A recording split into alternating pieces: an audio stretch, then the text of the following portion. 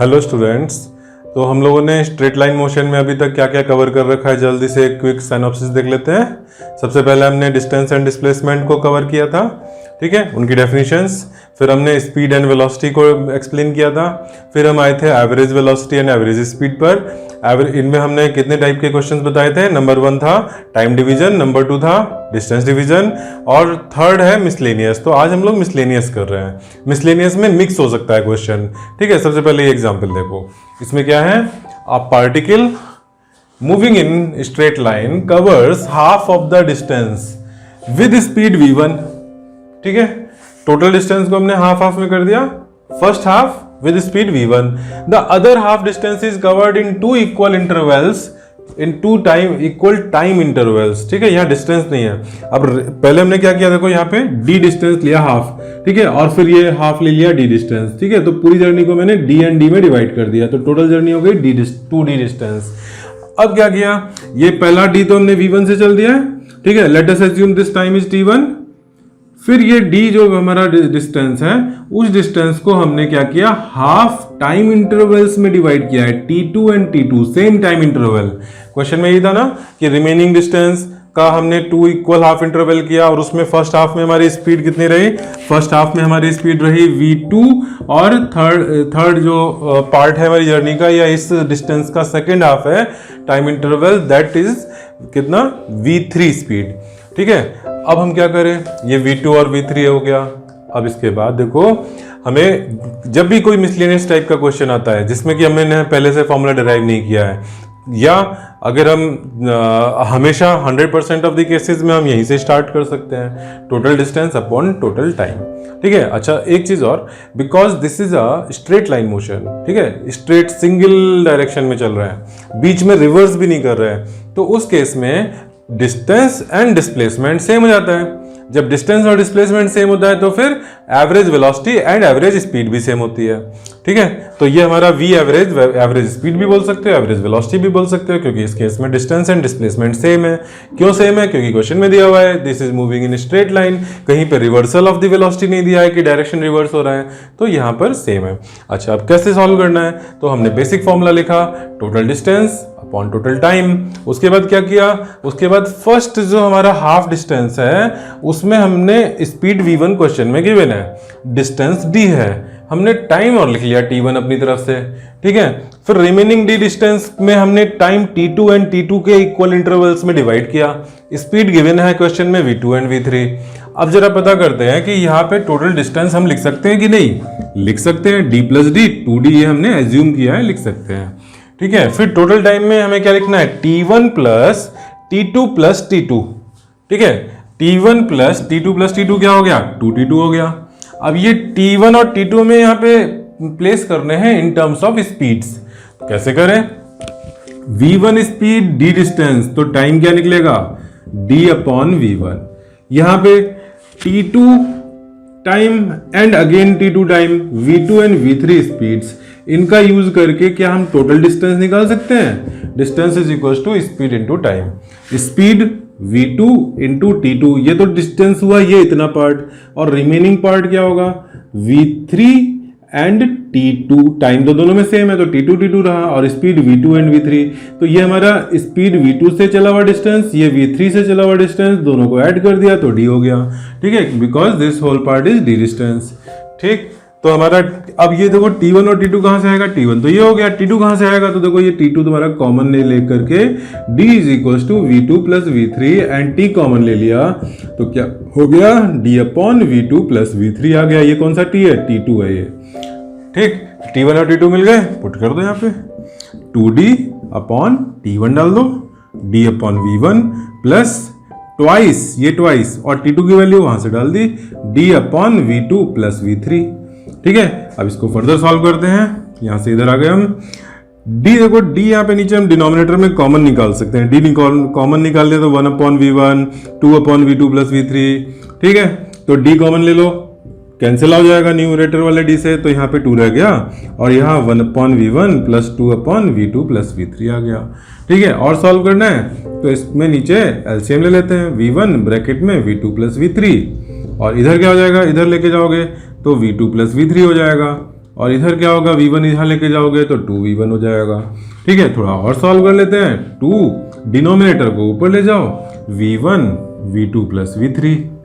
ठीक है, और अपॉन में यहाँ पे देखो v1 पहले लिख लेते हैं, ऑर्डर थोड़ा सा v1 पहले लिख लिया जाए ऑर्डर में, v2 बाद में, v3 लास्ट में। तो ये क्या हो गया, ये हो गया v एवरेज। ठीक है, this is your v average, final answer. ठीक है, चलो कोई दिक्कत तो नहीं इसमें, नोट कर लो इसको। अच्छा, अब हमने जो भी क्वेश्चन किया बिल्कुल उसी तरह का एक एग्जाम्पल हम सॉल्व कर रहे हैं, और ये एमसीक्यू क्वेश्चन है, मैंने ऑप्शन दिए हुए हैं। ठीक है, एमसीक्यू मैंने इसको क्यों बना दिया, मैं सब्जेक्टिव भी रख सकता था इसको, बट एमसीक्यू इसलिए बनाया कि एमसीक्यू में तुमको कुछ और एक डिफरेंट वे में भी सोचना होता है। ठीक है, एक तो हम सॉल्व करते हैं क्वेश्चन, उसके अलावा कुछ हम ऐसा भी कर सकते हैं कि हम बाय सम लॉजिकल रीजनिंग कुछ ऑप्शंस को यहाँ से रिमूव कर दें। चलो क्वेश्चन देखते हैं। A particle moving in a straight line covers half of its distance with speed 3 metre per second. The other half of distance is covered in 2 equal time intervals with speed 4.5 and 7.5 metre per second. ठीक है, respectively बिल्कुल वही question है, मैंने केवल v1 v2 v3 की जगह पे नंबर्स डाल दिए हैं। Average speed for whole journey is, number 1 option है 2 metre per second, second option है 4 metre per second, third option है 5 metre per second and D option है 8 मीटर पर सेकेंड। ठीक है, अब आंसर क्या होगा, तो पहले आंसर क्या होगा उसको जानने से पहले देखते हैं कि आंसर क्या नहीं होगा। यहाँ पे स्पीड कौन कौन सी दे रखी है, 3 मीटर पर सेकेंड दी हुई है, और 4.5 दी हुई है, और 7.5 दी हुई है। ठीक है, हमेशा जो एवरेज होता है ना, वो जो गिवन स्पीड से उसमें मिनिमम देखो और मैक्सिमम देखो, उनके बीच में आएगा। 3 एंड मैक्सिमम 7.5, मिनिमम 3 मैक्सिमम 7.5, इनके बीच में क्या आएगा, इनके बीच में देखो 2 आएगा क्या, 2 तो 3 से भी कम हो गया, तो ये हमने आउटराइटली रिजेक्ट कर दिया, ये तो आंसर नहीं हो सकता। 7.5 से ज्यादा 8 नहीं हो सकता। ठीक है, एवरेज कहाँ आएगा, इन दोनों में से ही कोई आएगा, 4 एंड 5 में से ही कोई आएगा। ठीक है, अब इसमें 4 एंड 5 में कौन सा होगा ऑप्शन, तो ये चीज देखने वाली बात है। ये हम बहुत इस तरह से नहीं गैस कर सकते हैं, हालांकि थोड़ा सा हम अगर ऐसे सोचे कि ज्यादा टाइम कौन सा स्पीड चली है, तो ज्यादा टाइम चली है 3 मीटर पर सेकेंड। ठीक है, half of the distance. Remaining part में 3 से ज्यादा बड़ी स्पीड रही है, 4.5 7.5।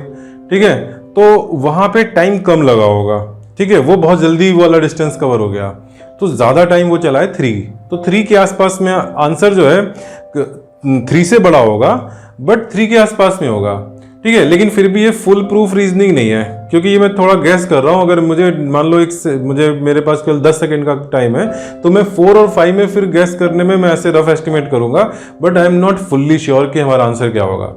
ठीक है, अगर मेरे पास बिल्कुल टाइम नहीं बचा है, तो मैं फिर सोचूंगा कि 3 के ज्यादा पास कौन है, 4 लगा दिया, बट रॉन्ग भी हो सकता है। इसमें चांसेस 100% श्योर होने के नहीं है, तो 100% श्योर होने के लिए फिर सॉल्व करना पड़ेगा 4 और 5 में से कौन सा आंसर करेक्ट है इसके लिए। कैसे सॉल्व करेंगे, एक बार फिर से देखते हैं। एक तो यह है कि वो फॉर्मूला तुम्हारा जो डिराइव हुआ था उसमें वैल्यू पुट कर दें, बट वो फॉर्मूला बहुत स्पेशल केस है, हम लोग ऐसे रटेंगे नहीं फॉर्मूले। ठीक है, कितने केसेस के फॉर्मूले याद करोगे, और याद करके चले भी गए तो एग्जाम में कंडीशन भूल गए कि किस कंडीशन के लिए फॉर्मूला था, तो फिर गलत हो जाएगा। तो ये काम नहीं करना है। ठीक है, रटने वाला काम हम नहीं करेंगे। ठीक, जहाँ पे बहुत इजी केस है, बहुत फ्रीक्वेंटली आस्क्ड केस है, वहाँ पे अगर हम याद करके इजी अपना विद कंडीशन याद रख पा रहे हैं तब तो ठीक है, बट इतना स्पेशल केस ये नहीं याद रखना है। ठीक है, चलो इसको करते हैं फिर से। क्या करें, वही डायग्राम बना लेते हैं, पूरा डिस्टेंस d एंड d ले लेते हैं। स्पीड ये v1 इज इक्वल टू कितना दे रखा है, 3 दे रखा है। टाइम t1 क्या हो जाएगा, d/3 हो जाएगा। फिर रिमेनिंग जो पार्ट है उसमें हमने टाइम t2 एंड t2 ले लिया। ठीक है, और इसमें स्पीड कितनी है, 4.5 एंड 7.5 है, तो 4.5 इंटू t2 पहला वाला डिस्टेंस, और सेकंड वाला distance 7.5 into t2। Speed into time दोनों डिस्टेंसेस ऐड करके हमें डिस्टेंस d मिल जाएगा। तो यहां से t2 क्या मिला, 4.5 प्लस 7.5 ऐड करो जरा, 7 4 11, 11 प्लस 0.5 हो गया 12, तो यहाँ पे 12 t2 हो गया। 12 t2 is equal to d, तो t2 कितना आ गया, d/12। ठीक, अब हम आ जाते हैं फॉर्मूले पर, वी एवरेज का फॉर्मूला। वी एवरेज क्या होता है, टोटल डिस्टेंस 2d अपॉन पहला टाइम क्या है, d/3 है। दूसरा टाइम हमें ट्वाइस t2 लेना है टाइम, ट्वाइस ऑफ T2, तो ट्वाइस इंटू T2 की वैल्यू D/12, 2 से 6 हो गया नीचे, D/3 प्लस D/6, ठीक है 2, अच्छा D को गायब कर दें, D यहां से कॉमन लेके कैंसिल हो जाएगा, 2/1/3 प्लस 1/6, 2/1/3 को क्या कर दें 2/6 लिख दें, 2/6 प्लस 1/6, यहाँ पे क्या हो जाएगा 2 + 1 3, 3/6 क्या हो जाएगा 2/3/6, 3/6 क्या हो गया 1/2 हो गया, और ये 1/2 ऊपर गया तो क्या हो गया 4 हो गया, 4 metre per second. This is the answer. चलो नोट कर लो इसको। बच्चों अब ये क्वेश्चन करते हैं। इसमें देखो क्या है, अब if positions of a particle are given in the table, ठीक है ये जो टेबल है इसमें गिवन है, find average velocity of the particle during the following interval. ठीक है पहले टेबल को देखो, टाइम 0 सेकेंड्स, x = 5 मीटर है, टाइम 6 सेकेंड पर क्या है x = -7 है, ठीक है। तो 0 से 1 2 3 4 5 इस बीच का हमें इंफॉर्मेशन नहीं है, लेकिन हाँ t = 6 सेकेंड पर वो x = -7 पे पहुंच गया। फिर उसके बाद t = 10 सेकेंड पर वो x = 2 पर आ गया। कुछ कैसा मोशन है, कुछ ऐसा है, t = 0 पर वो कहाँ था 5 पर, सपोज ये 5 है, ठीक है 5 से चला वो और फिर कहाँ पहुंचा -7 पे पहुंचा, ठीक यहां तक आया, और फिर उसके बाद फिर वो x = 2 पर आ गया, ठीक है। फिर यहां से वो लौट के यहां गया। अच्छा अब ये कब टर्न लिया है ये क्वेश्चन में गिवन ही नहीं है, ठीक है। ये -7 के बाद और आगे निगेटिव गया है हमें नहीं पता, ठीक है। हो सकता है कि -7 पर ही टर्न ले लिया हो सकता है कि उसके बाद थोड़ा और आगे जाके टर्न लिया हो, लेकिन हमने जब t = 10 पे देखा तो वो x = 2 पर था, ठीक है। इस क्वेश्चन में हमको अगर बोला जाता कि फाइंड एवरेज स्पीड, तो वो हम नहीं निकाल सकते थे, क्योंकि हमें एक्चुअल वो किस किस पॉइंट से होके जा रहा है ये नहीं पता। यहाँ पर बस हमने t = 0, t = 6 एंड t = 10 पर देखा है।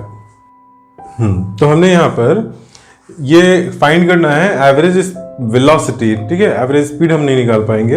Average velocity from 0 to 6 seconds, between 6 and 10 second इस इंटरवल का एवरेज निकालना है, एंड 0 to 10, ठीक है। यानी 0 to 6 का, फिर 6 to 10 का, और फिर 0 से 10 तक का।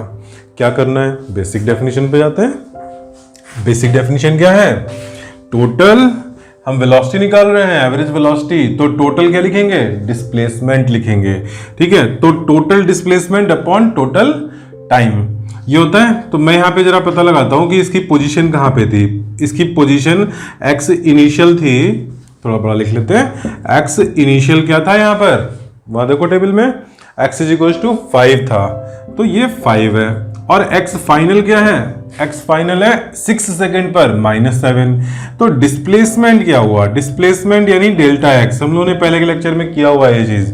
डेल्टा x क्या हुआ, x final minus x initial, तो -7 - 5 विच इज -12। तो अब ये डिस्प्लेसमेंट हो गया ना, तो अब फॉर्मूला हम लिखेंगे v average = total displacement upon total time, total time, और टोटल डिस्प्लेसमेंट कितना है -12 है, अपॉन टाइम कितना है 0 to 6 में 6 सेकेंड्स का टाइम है, तो क्या आ गया -2 मीटर पर सेकेंड आ गया।